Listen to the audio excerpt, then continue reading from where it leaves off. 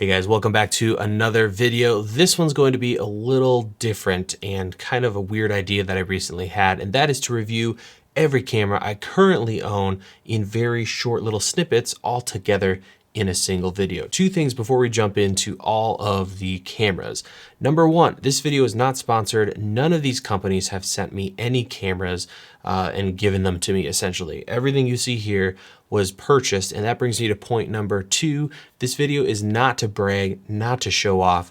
I know a lot of you have asked about several of these cameras that I have not reviewed yet, and instead of wait forever for me to finally get a review up, I thought I'd just kind of wipe them all out at once and give you my thoughts and kind of give you a bird's eye view of these cameras and cameras that I'm interested in. Some of you might be wondering, how can you afford this many cameras? Well, keep in mind, this channel and what I've been doing has been going on for 10 years now. It was not always this way. When I had my Canon 70, I had to use a really crappy camcorder to record my videos. So, luckily we've been able to grow over time, and that allows us to purchase more cameras. And also keep in mind that I don't keep all of these. I end up selling a lot of them over time. So they come and go. It just is the way things go here on the channel. So with all that out of the way, let's jump into camera number one, which is the Canon EOS R. You don't see a lot of this camera here on the channel, and that's because this is actually my wife's. I purchased this for the channel, but also for her to use, and she uses it a lot. It is a great camera, and honestly,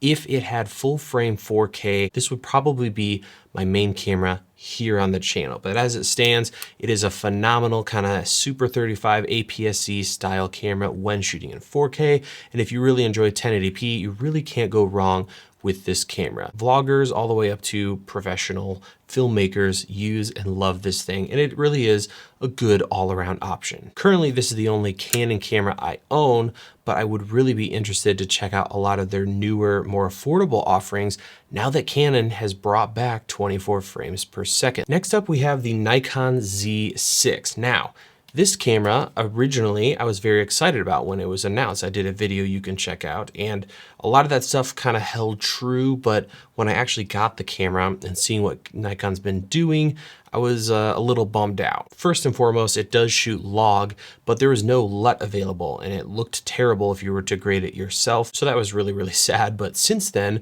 just recently, Nikon has released a LUT to be able to actually work with N-Log on this camera.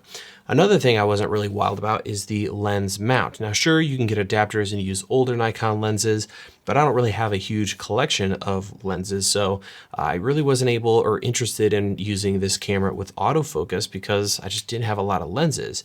Fortunately, a company in China has come up with an adapter that'll allow you to use Sony E-mount lenses on the Nikon Z camera. So really, really interesting. If you're coming from Sony, this might be a more interesting option. And of course, we're still waiting for ProRes RAW. So at this point, I'm tempted to sell this camera, but I might hang on to it and do a little more content on it and see what RAW looks like if and when that comes out. Next up, we have two Fuji cameras. The first is the dear and beloved Fuji X-T3.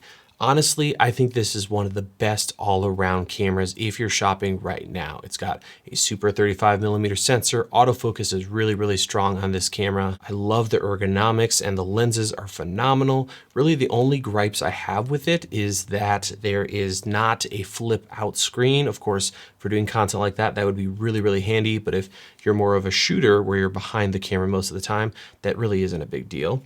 And then the other is going to be, lack of in-body stabilization. And finally, just kind of the menu system. It's kind of fiddly. You got to spend a lot of time learning how to operate these cameras. But I really do love what Fuji is up to. And clearly I have two of them. The other camera from Fujifilm is the X-T30, which is essentially a baby, little sibling to the X-T3. Now, when I got this camera, I was curious to see what video was going to be like, but it's more of a still shooter camera. So if you're thinking about the two, I would save up a little more and pick up the X-T3. So those are the two Fuji options that I have. Next, we're going to move on to Sony and start with the famous, the infamous A7 III. This camera has such a love-hate relationship with me, or I with it.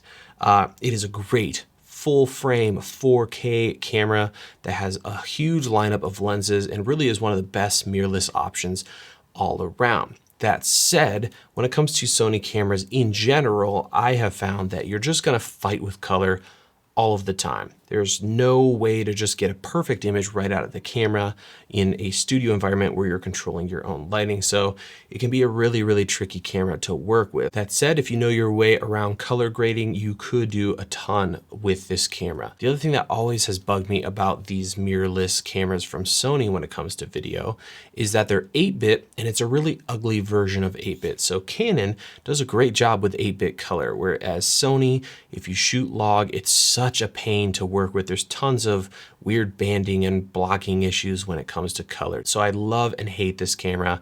It is really an amazing camera, but it's every time I use it, you know, I really want to reach out for some of these guys over here, which we'll get to here in a second. The next camera is one that really surprised me, and that is the Sony A6400. I've also had a love-hate relationship with these crop sensors from Sony. They're really amazing on a spec sheet. They're usually pretty affordable, but they always kind of fall short for me. There's a smaller sensor than using full frame. And while autofocus is great, sometimes they overheat, and it's just kind of the same story as what I talked about with the A7 III when it comes to color in that 8-bit video.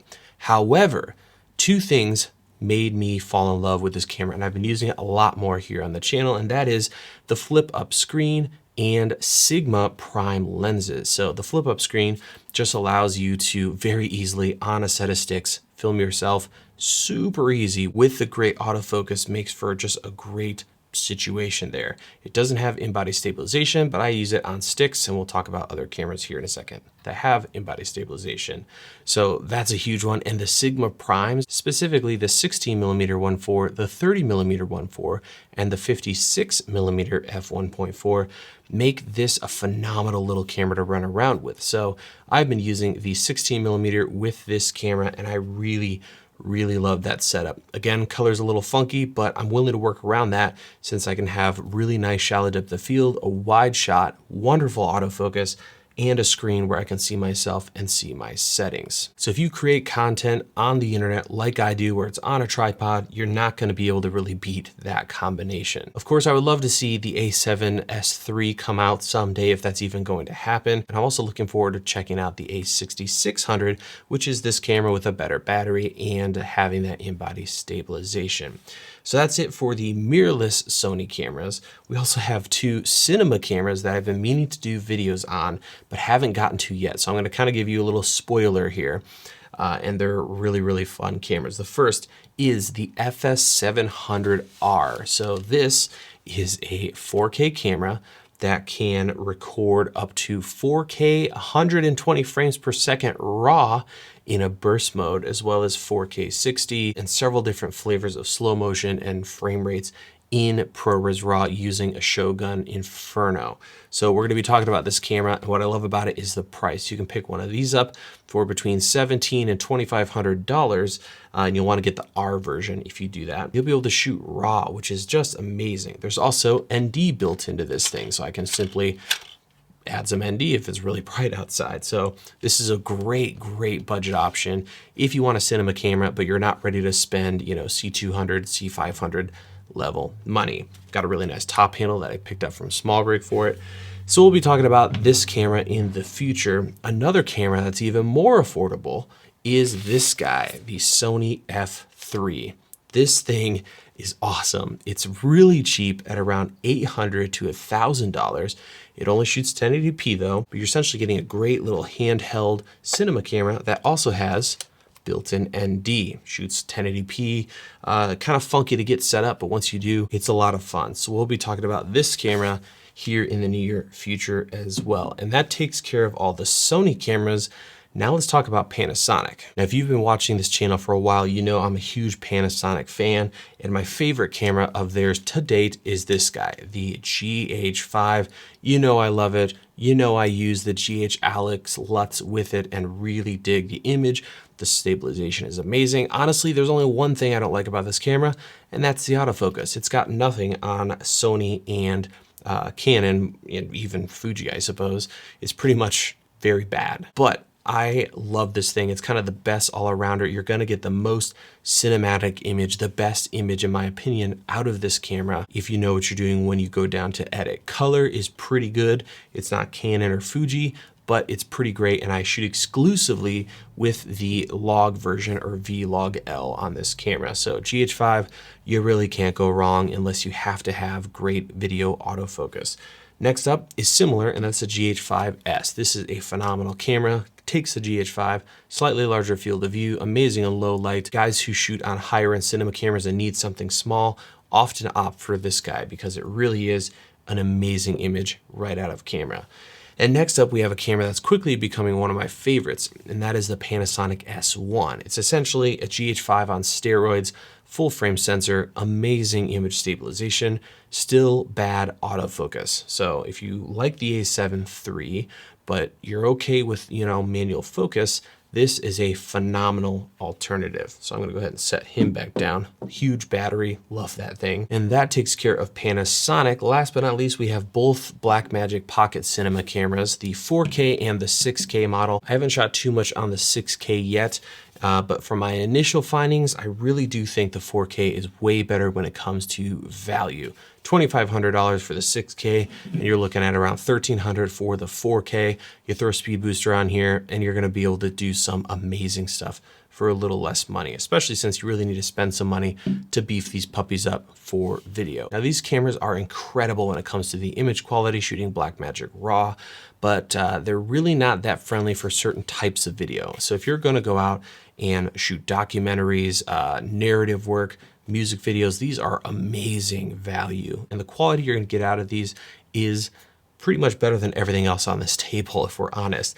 But usability can be really tricky. So if you're gonna film yourself, it's gonna be really, really tough. And of course, you're gonna have to build these up to be able to use them in anything other than sitting on a tripod with, power fed in. So definitely not perfect cameras, but really watching what Blackmagic is up to and can't wait to see what else they come out with. So that's kind of an overview of all of the cameras. If I were to summarize each brand, Canon, all the way at the end here, has a great image out of camera, good autofocus, colors are beautiful, but there are some limitations technically that most people are okay with dealing with. It remains to be seen if Nikon's going to be a camera I'm going to be using going forward, but I really want to see them come out with ProRes RAW and see what that whole package looks like. As it stands, you can use Sony lenses with log and have good color science, but just not my favorite right now. Fuji cameras have really good autofocus, really beautiful color, are fun to shoot on, but they miss the little things that make a camera easy to use. The menu system could use some work, and there's no in-body stabilization, but I love what Fuji's up to. Cannot wait to see what they do in the future. Sony has all the fun tricks, but none of the great color science. So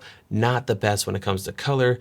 8-bit isn't really that great on these cameras, but they're really easy to use when it comes to autofocus, image quality, specs, they're all there. And finally, they're a little finicky when it comes to the menu system, but they're a very popular option and for good reason. There's these weird cinema cameras that we're gonna be getting to in the future, but that's kind of a whole nother topic. And then we have Panasonic. And honestly, the only problem with these is the bad autofocus. If you don't care about autofocus, you're gonna be really happy with any of these cameras. Also, I would say of all these cameras, they have the best in-body stabilization. You're just not gonna beat cameras like the S1 or the GH5. And finally, we have Blackmagic, the best image quality, hands down on this table, but you're gonna give up things like flip out screens, being able to grab the camera and go out the door with a battery. You're gonna need lots of stuff to make these cameras work well, but what they're able to do is really impressive. One last thing I wanna leave you with. If I could only take one of these cameras off of this table and the rest just disappeared and I wasn't worried about how much each of these costs,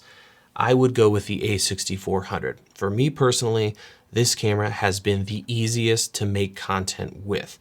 It's good enough when it comes to the image quality, and when you pair it with those Sigma primes and the flip up screen, it is really enjoyable to use to make YouTube videos and to film yourself. Not saying it's the best camera by any means, but for me and ease of use, I'm really, really enjoying this camera. So I hope that was helpful. Maybe you picked up a thing or two in this video. Everything we talked about will be in the description below. Also keep in mind that I do camera guides for almost everything you see on this table. So you can check that out over at academy.dslrvideoshooter.com. That's gonna do it for me. Thank you so much for watching, and we'll see you in the next video.